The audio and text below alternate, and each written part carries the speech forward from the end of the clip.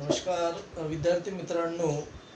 आपण मागच्या व्हिडिओमध्ये किंवा मागच्या व्हिडिओतील क्लासमध्ये आपण राष्ट्रीय उत्पन्नाच्या ज्या संकल्पना आहे त्या संकल्पना आपण बघत होतो.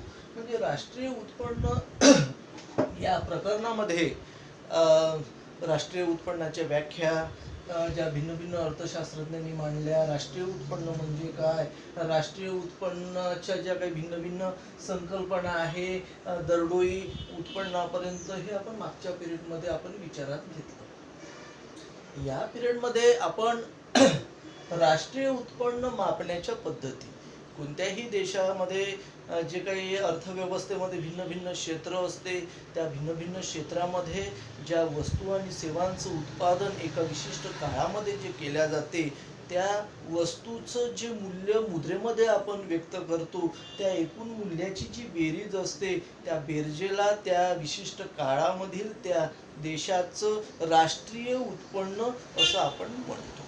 मग हे जे राष्ट्रीय उत्पन्न आहे, त्या राष्ट्रीय उत्पन्नाच्या वेगवेगळ्या पद्धती आहे. राष्ट्रीय उत्पन्न गणनेच्या ज्या काही भिन्न भिन्न पद्धती आहे, त्या पद्धती अर्थशास्त्रामध्ये आपण अभ्यासणार आहोत. तर राष्ट्रीय उत्पन्न मापण्याच्या या 4 पद्धती आहे. एक आहे उत्पादन गणना पद्धती, दुसरी आहे आय किंवा उत्पन्न गणना पद्धती, तिसरी आहे व्यय किंवा खर्च गणना पद्धती आणि चौथी आहे सामाजिक लेखा पद्धती. या 4 पद्धतीच्या माध्यमातून जगामध्ये जेवढे काही देश आहे, त्या देशाचं जे राष्ट्रीय उत्पन्न आहे ते मापण्याकरिता या 4 पद्धतीचा वापर केला जातो. मग या 4 पद्धतीचं आपण सविस्तर विवेचन करणार आहोत. तर पहिला आहे उत्पादन गणना पद्धती. म्हणजे उत्पादन गणना पद्धतीच्या माध्यमातून राष्ट्रीय उत्पन्नाचं मापन कशा प्रकारे केल्या जाते. एका विशिष्ट कालावधीमध्ये किंवा काळामध्ये त्या देशातील भिन्न भिन्न क्षेत्रात उत्पादित होणाऱ्या ज्या काही वस्तू आणि सेवा आहे, त्या वस्तू आणि सेवांचं जे उत्पादन झालेलं असते, त्या उत्पादनाचं जे मूल्य किंमतीच्या साह्याने जे प्राप्त होते, ते त्या मूल्याची जर आपण एकूण बेरीज केली तर जे काही आपल्याला एकूण उत्पन्न प्राप्त होते, त्या एकूण उत्पन्नाला म्हणजे राष्ट्रीय उत्पन्न म्हणतात. आणि ते राष्ट्रीय उत्पन्न आपण वस्तू आणि सेवांच्या उत्पादनाच्या आधारावर केलेलं असते. दुसरा आहे आय किंवा उत्पन्न गणना पद्धती. जे अर्थव्यवस्थेमध्ये उत्पादनाचे घटक असतात, या हे उत्पादनाचे घटक उद्योगामध्ये, सेवा क्षेत्रामध्ये, कृषी क्षेत्रामध्ये ते गुंतविले जातात किंवा ते त्या ठिकाणी कार्य करतात. तर त्याचा जो मोबदला आहे, तो मोबदला त्यांना मुद्रेच्या स्वरूपामध्ये प्राप्त होतो. आता ते जे मोबदले आहे, त्या मोबदल्यांना उत्पन्न असं म्हणतात. तर समाजामध्ये असणारे जेवढे काही व्यक्ती आहे, उत्पादनाचे जे घटक आहे, म्हणजे जे व्यक्ती आहे, ज्या व्यक्तींना उत्पन्न मिळते, त्या उत्पन्नाची जेव्हा आपण बेरीज करतो आणि त्या बेरजेवरून जेव्हा आपल्याला एकूण उत्पन्न माहीत होते, त्या उत्पन्नाला राष्ट्रीय उत्पन्न असं म्हणतात. आणि हे जे राष्ट्रीय उत्पन्न आहे, हे मापण्याकरिता प्रत्येक व्यक्तीला प्राप्त झालेलं जे उत्पन्न आहे, या उत्पन्नाची बेरीज करून आपल्याला ते राष्ट्रीय उत्पन्न प्राप्त करता येते. म्हणजे राष्ट्रीय उत्पन्न मापनाची ही दुसरी पद्धती आहे. तिसरी पद्धती व्यय किंवा खर्च गणना पद्धती. समाजामध्ये जेवढे काही व्यक्ती आहे, जी काही लोकसंख्या आहे, कार्यक्षम लोकसंख्या, या कार्यक्षम लोकसंख्येच्या माध्यमातून भिन्न भिन्न वस्तूंवर खर्च केला जातो. आणि मग या व्यक्तींच्या माध्यमातून होणारा जो खर्च आहे, समाजाचा जो एकूण खर्च आहे, त्या खर्चांची बेरीज केल्या जाते आणि मग त्यावरून राष्ट्रीय उत्पन्नाचं जे मापन आहे ते केल्या जाते. अशा प्रकारे तिसऱ्या पद्धतीच्या माध्यमातून आपल्याला राष्ट्रीय उत्पन्नाचं मापन करता येते. चौथं जे आहे ते म्हणजे सामाजिक लेखा पद्धती. म्हणजे सोशल ऑडिट सिस्टीम म्हणजे सामाजिक लेखा पद्धतीनेही आपल्याला देशातील जे राष्ट्रीय उत्पन्न आहे त्याचं मापन करता येते.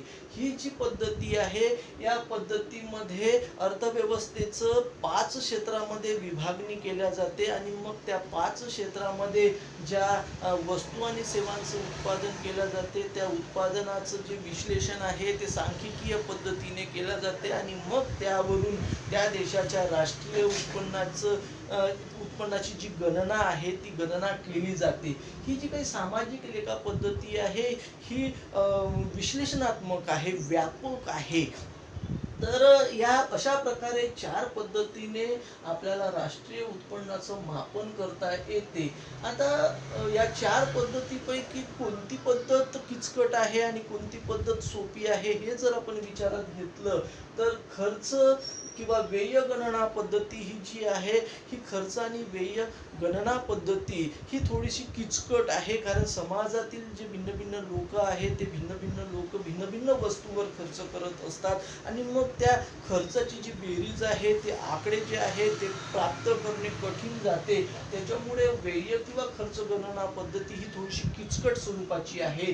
आणि जी सामाजिक लेखाची पद्धती आहे ही सामाजिक लेखा पद्धती ही व्यापक स्वरूपाची असल्यामुळे 5ही क्षेत्राशी निगडित असणारे जे उद्योग आहे आणि त्या उद्योगामध्ये जे काही भिन्न भिन्न उत्पादनाचे जे घटक आहे त्या घटकांना प्राप्त होणारे जे मोबदला याचे जे काही विश्लेषण आहे हे व्यापक स्वरूपाचं असल्यामुळे ती सुद्धा पद्धती थोडीशी किचकट स्वरूपाची असलेली आपल्याला दिसून येते. आणि त्यामुळे राष्ट्रीय उत्पन्नाच्या ज्या काही पद्धती आहेत त्यापैकी उत्पादन गणना पद्धती आणि आय किंवा उत्पन्न गणना पद्धती या 2 पद्धतींपैकी भारतामध्ये उत्पादन गणना पद्धतीने राष्ट्रीय उत्पन्नाचं मापन केल्या जाते. या उत्पन्न गणना पद्धतीनेही राष्ट्रीय उत्पन्न मापण्यामध्ये अडचणी येतात आणि म्हणून भारतासारख्या विकसनशील देशामध्ये अर्थव्यवस्थेचं जे स्वरूप आहे त्यानुसार आणि आपल्या देशाचं जे भौगोलिक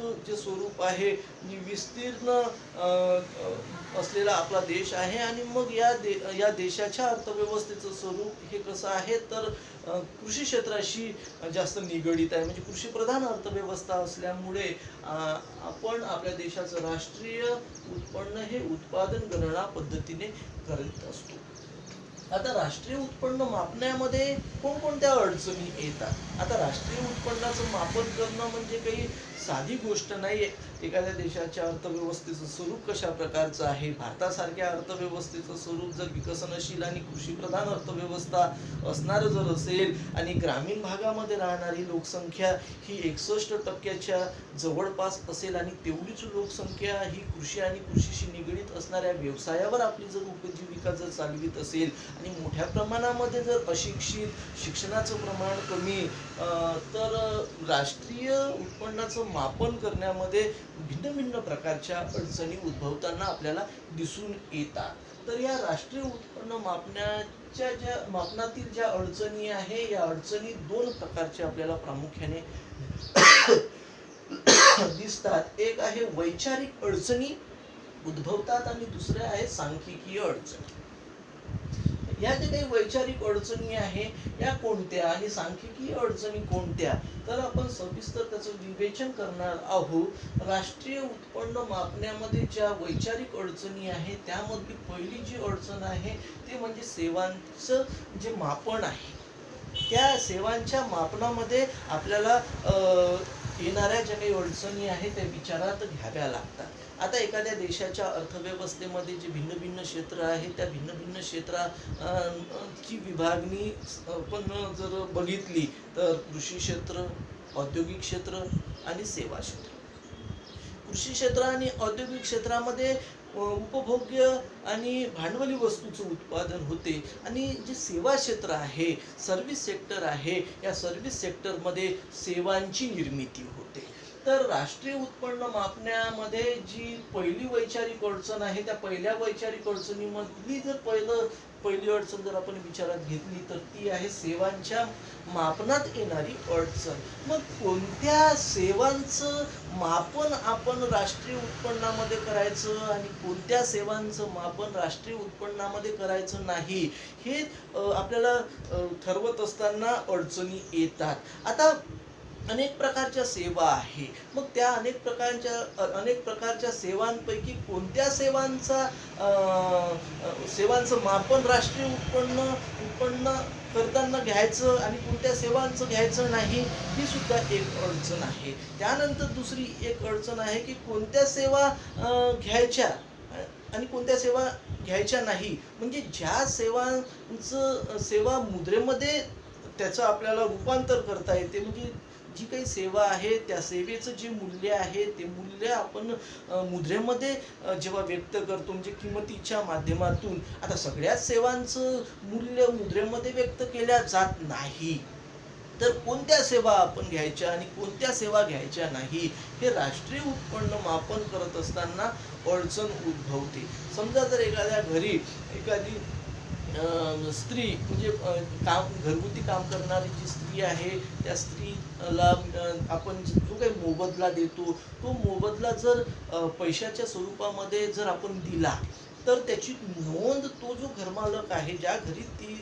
मोलकरीण काम करते, त्या व्यक्तीला त्याच्या म्हणजे राष्ट्रीय उत्पन्नाचे जे आकडे तो जेव्हा देतो तेव्हा त्याचा त्यामध्ये उल्लेख होत नाही. परंतु तीच स्त्री जेव्हा एखाद्या उद्योगामध्ये तेच जर काम करत असेल, तर त्या कामाचा मोबदला तिला वेतनाच्या स्वरूपामध्ये प्राप्त होतो. त्याची जी नोंद आहे ती नोंद उद्योगामध्ये त्यांचे जे लेखे आहे त्या लेख्यामध्ये केलं जाते. म्हणजेच एकच काम करणारी व्यक्ती जर भिन्न भिन्न क्षेत्रामध्ये जर गुंतली असेल आणि त्या भिन्न भिन्न क्षेत्रामध्ये जर ती सेवा देत असेल, तर मग एका क्षेत्रामध्ये तिची गणना होते आणि दुसऱ्या क्षेत्रामध्ये तिची गणना होत नाही. अशा प्रकारच्या समस्या राष्ट्रीय उत्पन्न मापण्यामध्ये निर्माण होताना आपल्याला दिसून येतात.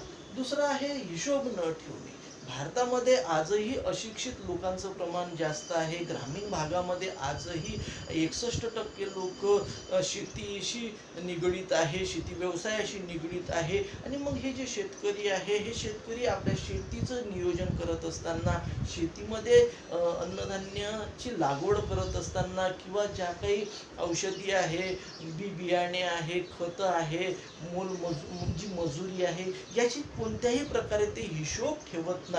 आणि मग हिशोब न ठेवत असल्यामुळे राष्ट्रीय उत्पन्नाचं जेव्हा मापन केल्या जाते तेव्हा योग्य प्रकारचे आकडे आपल्याला त्या व्यक्तीकडून आपल्याला प्राप्त होत नाही आणि मग राष्ट्रीय उत्पन्न मापण्यामध्ये अडचणी उद्भवतात. तिसरं आहे व्यवसायाची अनिश्चितता. आपला जो देश आहे हा विस्तीर्ण प्रदेशाशी तो आपल्याला निगडीत असलेला आपल्याला दिसून येतो.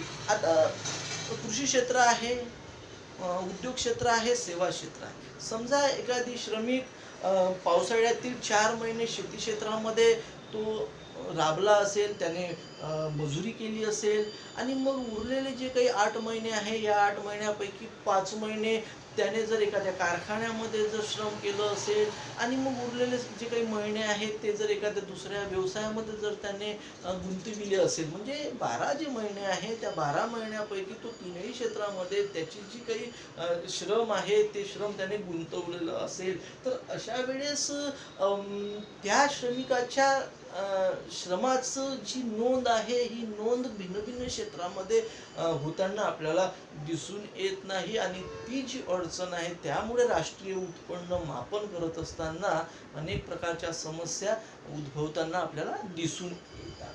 त्यानंतर असंघटित व गैरमौद्रिक क्षेत्राचं अस्तित्व आपल्या देशाच्या अर्थव्यवस्थेमध्ये मोठ्या प्रमाणामध्ये आपल्याला दिसून येते. म्हणजे आपला देश हा कृषीप्रधान अर्थव्यवस्था असणारा देश आहे. 61% लोक कृषीशी निगडीत आहे. तेवढीच लोकसंख्या ग्रामीण भागामध्ये वास्तव्यास आहे.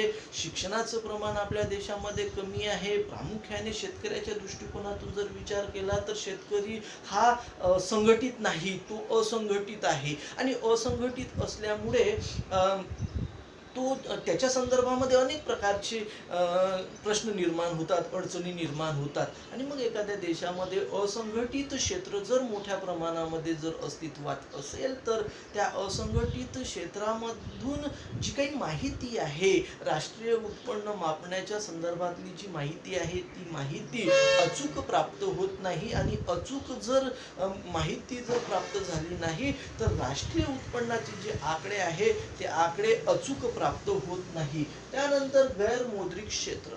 गैरमौद्रिक क्षेत्र म्हणजे अशा क्षेत्रामध्ये ज्या काही वस्तू आणि सेवांच्या माध्यमातून व्यापार होतो, उत्पादन होते, त्या उत्पादनाची जी काही देवाणघेवाण आहे, ती देवाणघेवाण मुद्रेच्या माध्यमातून न होता वस्तू विनिमय पद्धतीच्या माध्यमातून जर होत असेल, तर मग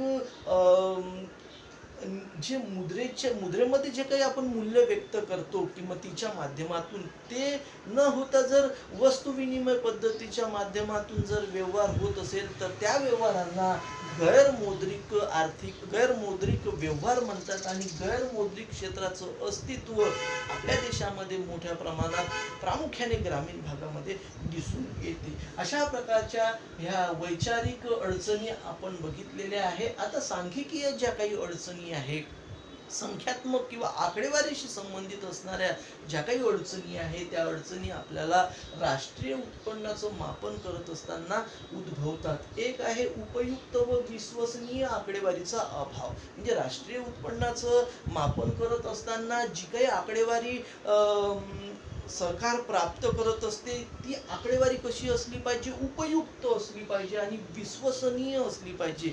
जर ती आकडेवारी उपयुक्त आणि विश्वसनीय जर नसेल, तर राष्ट्रीय उत्पन्नाचे जे काही अनुमान आहे, ते अनुमान योग्य प्रकारे निघत नाही. त्यानंतर क्षेत्रीय असमानता. भारत हा काय आहे, खंडप्राय देश आहे, विस्तृत देश आहे, अनेक प्रदेशाशी तो संलग्नित आहे. म्हणजे काश्मीर पासून तर कन्याकुमारी पर्यंत आणि गुजरात पासून तर तिकडे अरुणाचल प्रदेश पर्यंत अशा प्रकारचा खंडप्राय देश आहे. भिन्न भिन्न भाषा बोलणारे लोक आहे, भिन्न भिन्न म्हणजे बोली, भाषा, संस्कृतीची जी संपन्नता आहे, ती आपल्या देशामध्ये दिसून येते. त्यासोबतच काही क्षेत्र हे विकसित आहे आणि काही क्षेत्र हे अविकसित असलेले आपल्याला दिसून येतात. म्हणजे जसं पंजाब आहे, दिल्ली आहे, त्याच्यानंतर गुजरात आहे, ही जी महाराष्ट्र आहे, ही जी काही राज्य आहे, ही राज्य इतर राज्यांच्या तुलनेमध्ये म्हणजे अधिक विकसित असलेली आपल्याला दिसतात. तर बिहार सारखा, ओरिसा सारखा, उत्तर प्रदेश सारखा, पश्चिम बंगाल सारखे जे काही राज्य आहे, ते मागासलेले आपल्याला दिसून येतात. त्यासोबतच एकाच राज्यामध्ये सुद्धा क्षेत्रीय असमानता असलेली आपल्याला दिसून येते. म्हणजे महाराष्ट्राचा जर आपण विचार केला, तर महाराष्ट्रामध्ये विदर्भ आणि मराठवाडा हे मागासलेले आपल्याला दिसून येतात. म्हणजे कोकण आणि पश्चिम महाराष्ट्राच्या तुलनेमध्ये मराठवाडा आणि कोकण हा जो प्रदेश आहे, हा प्रदेश मागासलेला आपल्याला दिसून येतो. आणि मग अशा प्रकारची जर क्षेत्रीय असमानता एखाद्या देशामध्ये किंवा एखाद्या देशाच्या अर्थव्यवस्थेमध्ये जर मोठ्या प्रमाणामध्ये अस्तित्वात असेल, तर ती सुद्धा एक समस्या राष्ट्रीय उत्पन्न मापण्यामध्ये येताना आपल्याला दिसते. त्यानंतर दुहेरी मापनाची समस्या. दुहेरी मापनाची समस्या राष्ट्रीय उत्पन्नाचं मापन करत असताना उद्भवते. म्हणजे एकाच वस्तूची जर गणना दोनदा जर होत असेल, तर त्या गणनेला दुहेरी मापन असं म्हणतात. म्हणजे उदाहरणार्थ ऊस ही जी वस्तू आहे, ऊस हे जे पीक आहे, या पिकाची गणना जर कृषी क्षेत्रामध्ये होत असेल आणि त्याचं रूपांतर साखरेमध्ये करत असताना तोच ऊस जर उद्योगाच्या क्षेत्रामध्ये त्याची परत गणना जर होत असेल, तर एकाच वस्तूची गणना ही दोनदा म्हणजे होताना आपल्याला दिसते. आणि जर ती दोनदा जर होत असेल, तर राष्ट्रीय उत्पन्न मापन करत असताना जे आकडे आहे ते अव्याच्या सव्वा किंवा जास्त निघू शकतात, म्हणजेच राष्ट्रीय उत्पन्न हे चुकीचं प्राप्त होऊ शकते. म्हणजेच दुहेरी मापनाची समस्या सुद्धा राष्ट्रीय उत्पन्न मापन करत असताना येत असते. त्यानंतर उत्पन्नासंबंधी चुकीची माहिती देणे. आता समाजामध्ये भिन्न भिन्न क्षेत्र आहे आणि त्या भिन्न भिन्न क्षेत्रामध्ये भिन्न भिन्न व्यक्ती गुंतलेले आहे. मग हे व्यक्ती त्यांचं जे वैयक्तिक उत्पन्न आहे त्या वैयक्तिक उत्पन्नाच्या संबंधी असणारी जी आकडेवारी आहे ही आकडेवारी सरकारला योग्य प्रकारे देत नाही.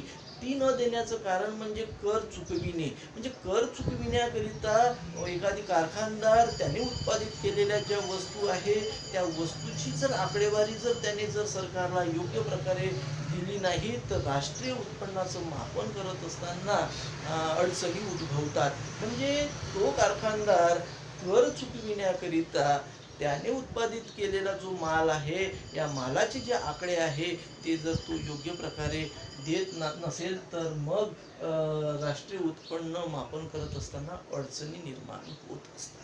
अशा प्रकारे राष्ट्रीय उत्पन्न मापन करत असताना भिन्न भिन्न प्रकारच्या अडचणी उद्भवत जरी असल्या तरी राष्ट्रीय उत्पन्नाचं जे महत्त्व आहे ते अर्थव्यवस्थेच्या दृष्टिकोनातून, सरकारला आर्थिक धोरण ठरविण्याच्या दृष्टिकोनातून, आंतरराष्ट्रीय पातळीवर एखाद्या देशाचं आर्थिक अस्तित्व स्पष्ट करण्याच्या दृष्टिकोनातून, नियोजन करण्याच्या दृष्टिकोनातून अत्यंत महत्त्वाचं असलेलं आपल्याला दिसून येते. म्हणजे राष्ट्रीय उत्पन्नाचं जे महत्त्व आहे हे आपल्याला या 9 मुद्द्याच्या माध्यमातून स्पष्ट करता येते.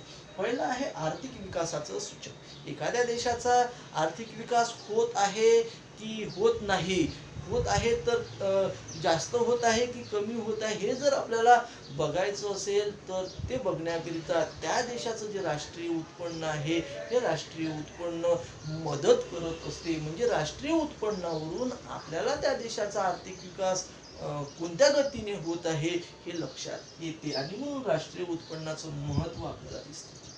दुसरा आहे सरकारी धोरण ठरविण्याकरिता सहाय्य. आता सरकारी धोरण कोणाच्या माध्यमातून ठरविल्या जाते तर त्या देशातील जे सरकार आहे या सरकारच्या माध्यमातून सरकारी धोरण ठरविल्या जाते. मग हे जे सरकारी धोरण आहे हे धोरण कोणकोणत्या प्रकारचे असतात? आर्थिक धोरण आहे, वित्तीय धोरण आहे, प्रत्यय धोरण आहे आणि राजकोषीय धोरण आहे, मौद्रिक धोरण आहे. अशा प्रकारचे हे जे काही धोरण आहे हे धोरण अर्थव्यवस्थेशी संबंधित असतात आणि हे जे धोरण सरकारच्या माध्यमातून राबविले जातात हे धोरण ठरविण्याकरिता त्यांना जी काही आकडेवारी प्राप्त होते राष्ट्रीय उत्पन्नाच्या आकड्यावरून त्यांना लक्षात येते की कोणत्या क्षेत्राचा राष्ट्रीय उत्पन्नातील वाटा जास्त आहे, कोणत्या क्षेत्राचा राष्ट्रीय उत्पन्नातील वाटा कमी आहे.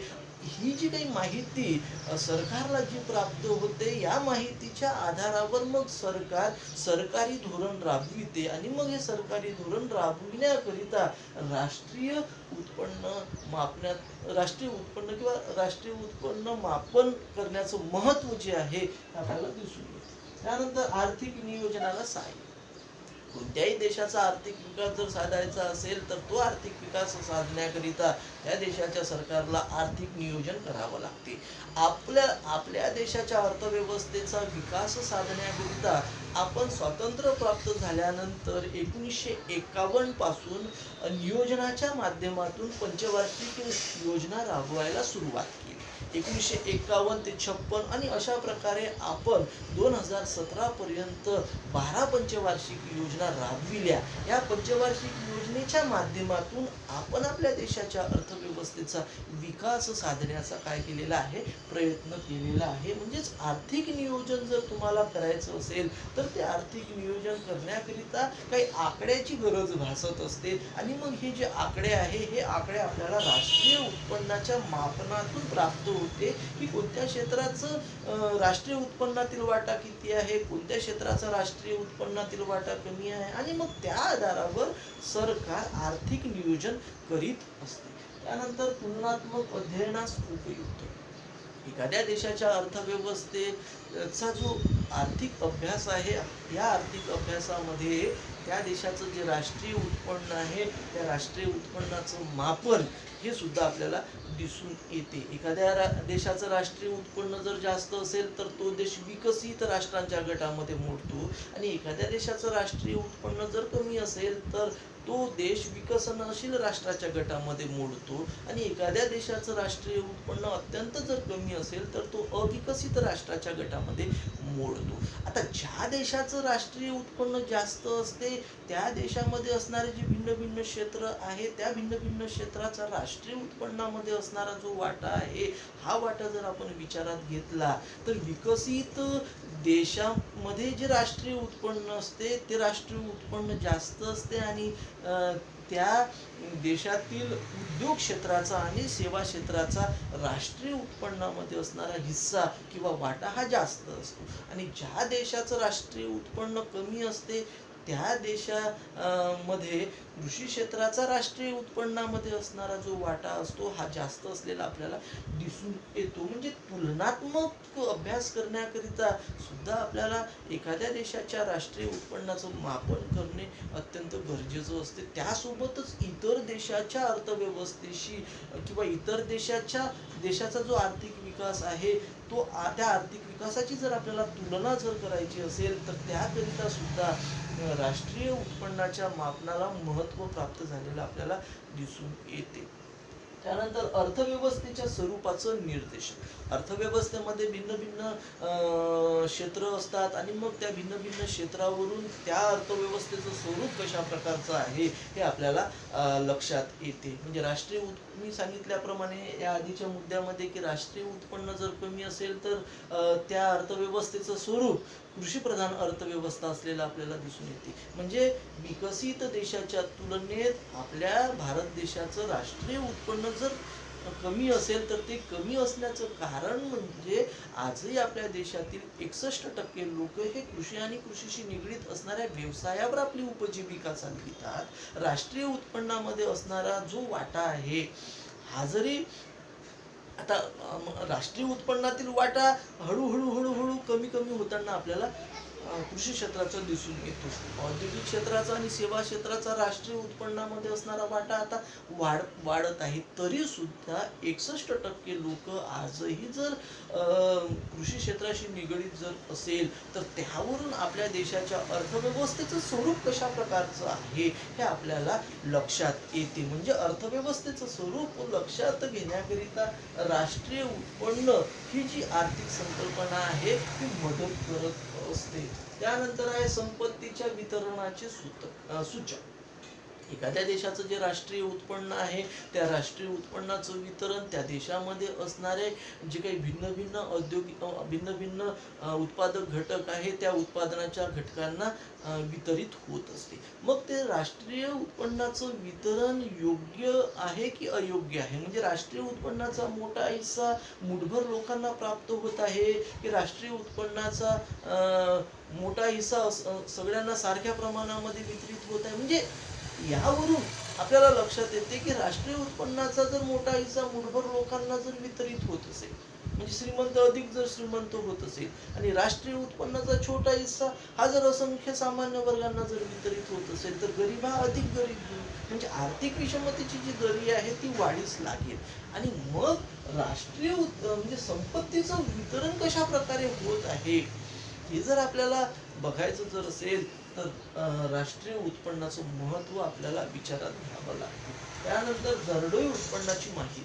आता दरडोई उत्पन्न म्हणजे पर कॅपिटा इन्कम. एखाद्या देशाचं जे राष्ट्रीय उत्पन्न असते त्या एकूण राष्ट्रीय उत्पन्नाला त्या देशामध्ये असणारी जी एकूण लोकसंख्या आहे तिने जर आपण विभागलं किंवा भागलं तर जे काही आपल्याला प्राप्त होते तो भागाकार, त्या भागाकाराला दरडोई उत्पन्न म्हणतात. या दरडोई उत्पन्नावरून आपल्याला त्या देशातील लोकांची आर्थिक स्थिती कशा प्रकारची आहे आणि मग त्या आर्थिक स्थितीमध्ये जर आपल्याला बदल करायचा असेल तर मग कोणत्या प्रकारचं आर्थिक धोरण निश्चित करायला पाहिजे किंवा कोणत्या प्रकारचं आर्थिक नियोजन करायला पाहिजे हे सुद्धा आपल्याला या राष्ट्रीय उत्पन्नावरून लक्षात येते. म्हणजे हे जे दरडोई उत्पन्न आहे या दरडोई उत्पन्नाची जी माहिती आहे ही माहिती आपल्याला राष्ट्रीय उत्पन्नावरून होताना दिसून येते. त्यानंतर आहे आंतरराष्ट्रीय सहकार्यास उपयुक्त. आता जगामध्ये जेवढे काही देश आहे या देशांमध्ये विकसित, विकसनशील, अविकसित.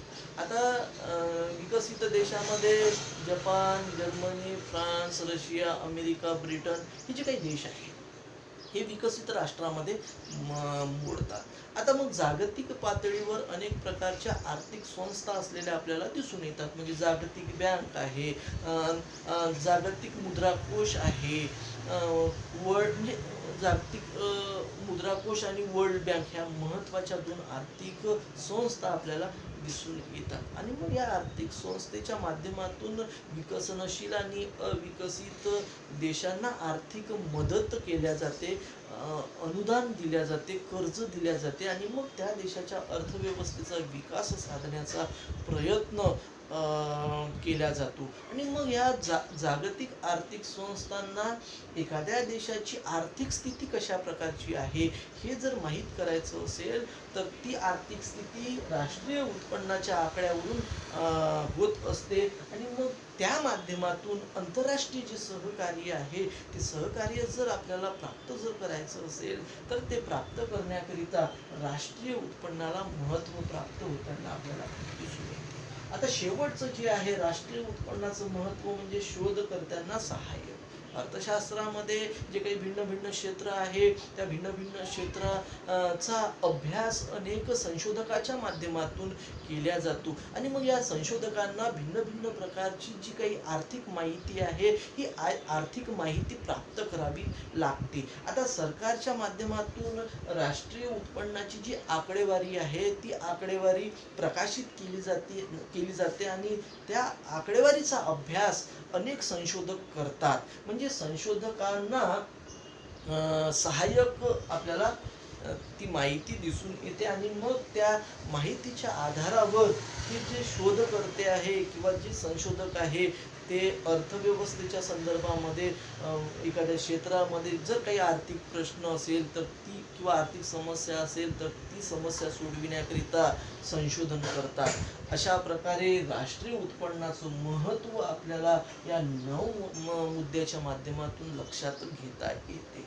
आज आपण या ठिकाणी राष्ट्रीय उत्पन्न मापण्याच्या 4 पद्धती, राष्ट्रीय उत्पन्न मापण्यातील ज्या काही अडचणी आहेत त्या 2 प्रकारच्या आपण बघितलेल्या आहे आणि राष्ट्रीय उत्पन्नाचं काय महत्त्व आहे अर्थव्यवस्थेच्या दृष्टिकोनातून हे सुद्धा आपण या पिरियडमध्ये बघितलेलं आहे.